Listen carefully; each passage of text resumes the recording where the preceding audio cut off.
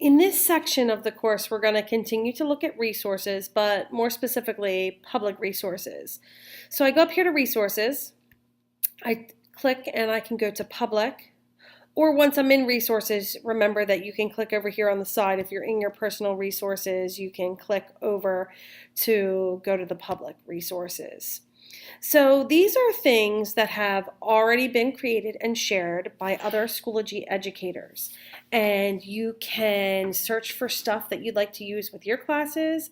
You can add it to your collection and then adapt the material to fit your needs. So you have a search button here, and you can type in a specific topic of what you would like to search for. So let's say you are studying habitats. You could search that in. Now this has happened to me quite a bit where I search something and there's not very many resources that come up. So here's fractions. I search this and only one thing comes up.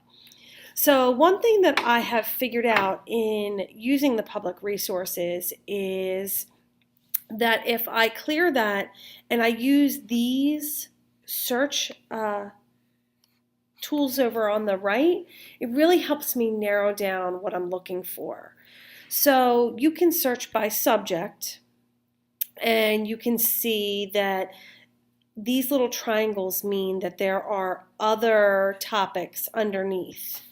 So in English language arts, if you're looking for something for listening and speaking, you can click that, and there's 44 resources right there that you would be able to look at to decide if that's something that you want to. Here's Literature Circle roll sheets. You can also search for support here, which this has been very helpful for me as I've been trying to learn things in Schoology.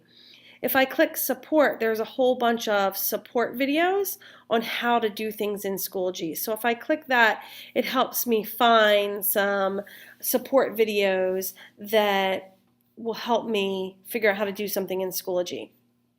You can also sort by the type of resource, whether it's an activity, a lesson plan, a presentation, any of these things you can pick. You can sort by a specific grade level.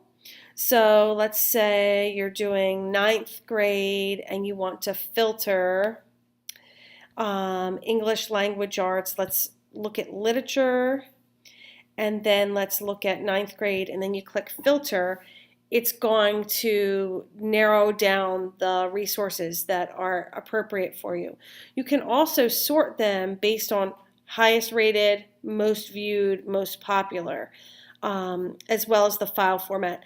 When I've searched the public resources, this has been very valuable to me because when you type in something specific that you're looking for, you don't necessarily get to see all of the resources right off the bat. So I found that this really helps. So I want you to take a moment and search for some resources that you think would be valuable.